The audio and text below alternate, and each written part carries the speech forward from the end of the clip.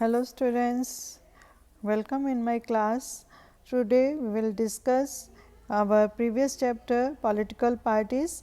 अपने previous lecture में मैंने आपको सिक्स नेशनल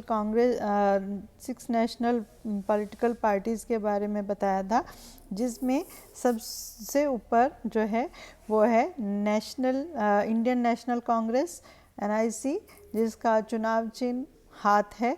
इसके बारे में आप बहुत अच्छी तरह से जानते हैं। इसका एक बहुत ही रॉयल हिस्ट्री रही है, जिसके एस्टेब्लिशमेंट ड्यूरिंग फ्रीडम स्ट्रगल हुई 1885 में ही इंडियन नेशनल कांग्रेस की एस्टेब्लिशमेंट हो गई। इसके जो फाउंडर थे वो A.O. ह्यूम थे, और ये जो पार्टी है वो काफ़ी लंबे समय तक आफ्टर इंडिपेंडेंस भी ये पावर में रही।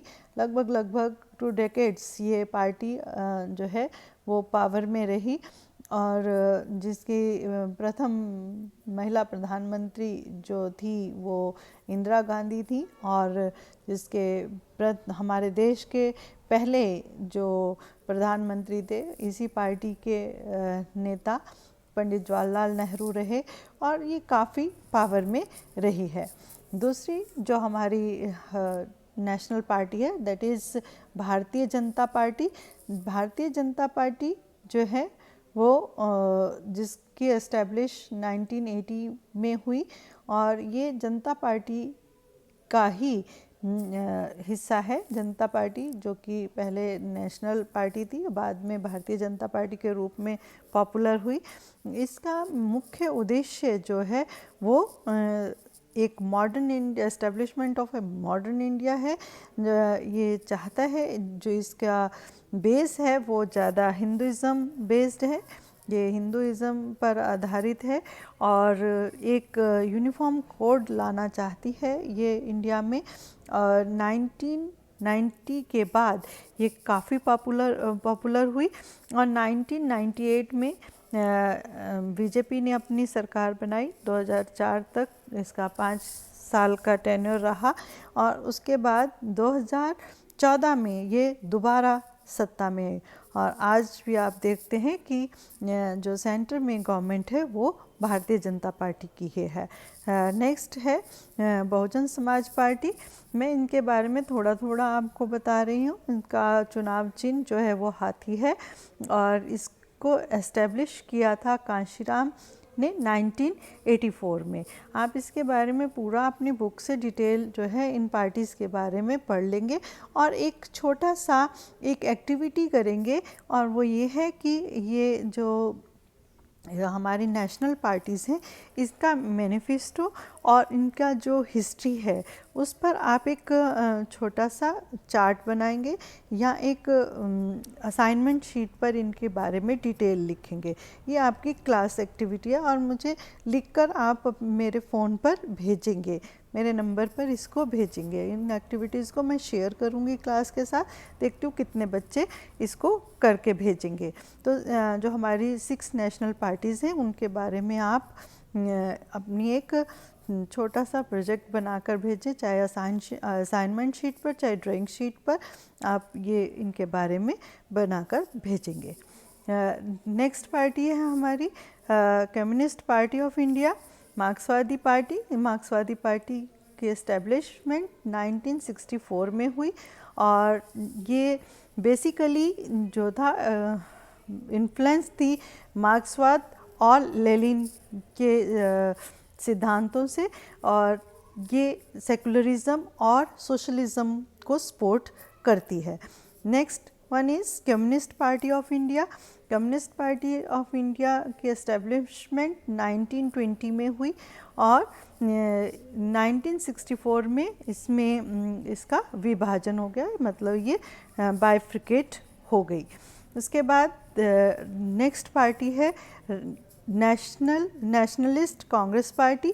ये कांग्रेस पार्टी में जब डिवीज़न हुआ उसमें जब कॉन्फ्लिक्ट्स हुए तो नेशनल कांग्रेस पार्टी का ही दूसरा हिस्सा बना नेशनलिस्ट कांग्रेस पार्टी NCP, जो कि 1990 में इस्टेब्लिश हुई, और ये बाहर से हमेशा ही एनसीपी को सपोर्ट करती रही है। तो इस तरीके से ये 6 हमारी नेशनल जो है हमारी नेशनल पॉलिटिकल पार्टीज़ हैं, जिनके बारे में आप ध्यान से अपनी बुक से पढ़ लेंगे।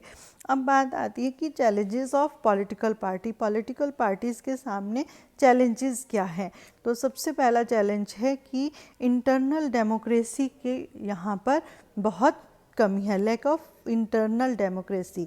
इंटरनल डेमोक्रेसी क्या है कि यहाँ पर जो हमारी पॉलिटिकल पार्टीज़ की ऑर्गेनाइजेशंस है, मान लीजिए कांग्रेस है, तो वहाँ क्या टेंडेंसी रही है कि जो पावर है वो कुछ ही नेताओं के हाथों में कंसंट्रेटेड है और उसमें भी एक ही फैमिली बेस्ड है।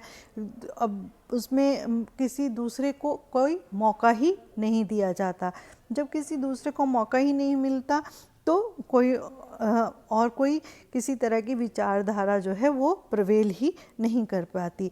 मतलब इस तरीके से हम कहते हैं कि ये बायस्ड है। कुछ पार्टीज़ में तो ये हेरिडिटरी ही होकर रह गया है कि जितने भी बड़े बड़े फैसले हैं वो कुछ ही नेता जो हैं वो अपने आधार पर ले लेते हैं और उन्हीं को दूसरे नेताओं को फॉलो भी करना पड़ता है। दूसरे जो पार्टिसिपेंट्स होते हैं, पार्टी के जो दूसरे मेंबर्स होते हैं, उन्हें उसी को फॉलो करना पड़ता है।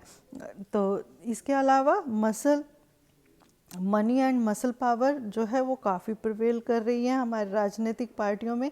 मालूम ही आपको कि अपराधी होते हुए भी वो चुनाव लड़ते हैं।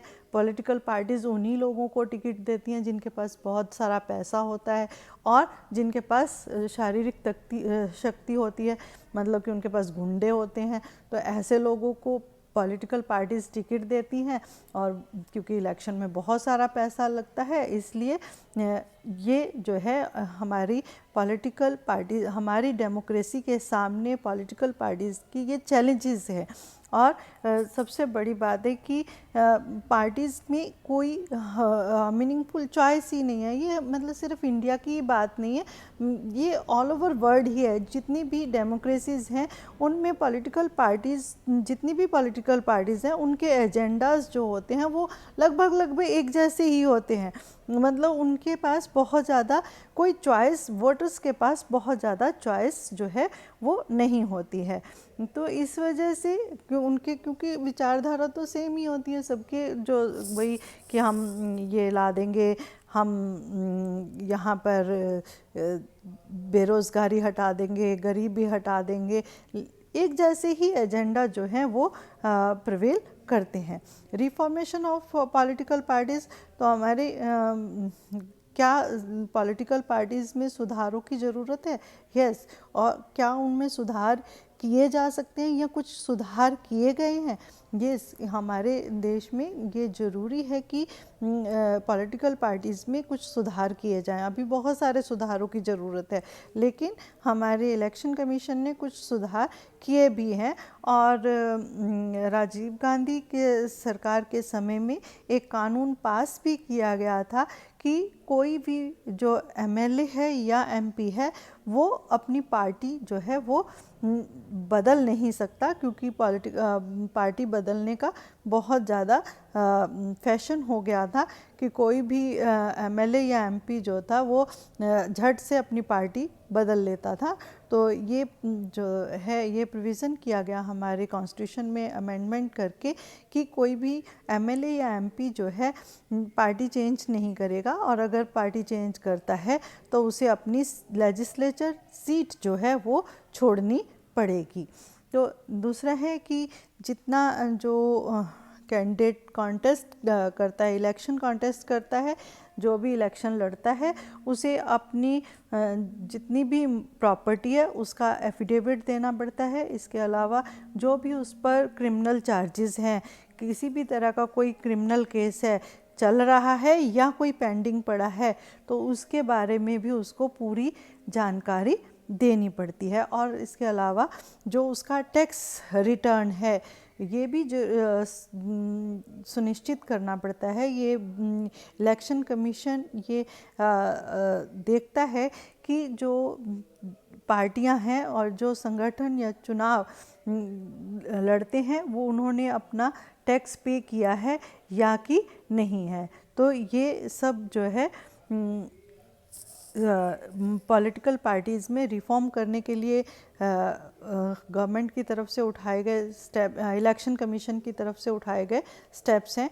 और जितना भी इसके अलावा ये भी प्रोविज़न किया गया है कि जो इलेक्शन एक्सपेंसिव्स हैं उसे गवर्नमेंट की तरफ से सपोर्ट किया जाएगा। जैसे कि पॉलिटिकल पार्टीज़ में जिस समय इलेक्शन के लिए कन्विंसिंग के लिए जो पेट्रोल या पेपर या टेलीफोन जो पैम्पलेट्स छापे जाते हैं उसका जो मनी सपोर्ट है वो गवर्नमेंट की तरफ से पार्टीज़ को अलॉट की जाती हैं। और इसके लिए ये बहुत ज़्यादा ज़रूरी है कि ये सब जो है एक सिर्फ अभी तक तो ज़्यादातर प्रोविज़न जो हैं वो किताबी हैं या कि रिटर्न उसके में ही है, उनको अभी तक पूरी तरह से लागू नहीं किया गया है। हम देखते हैं आज भी मनी पावर यूज़ होती है, आज भी मसल पावर यूज़ होती है, आज भी नेता जो हैं वो अपना पार्टी एक्सचेंज करते हैं। तो इसके लिए ज़रूरी है कि एक स्ट्रिक्ट ऑर्डर जो है उनकी इम्प्लीमेंटेशंस जो है होनी बहुत ज़रूरी है। Thank you, have a nice day.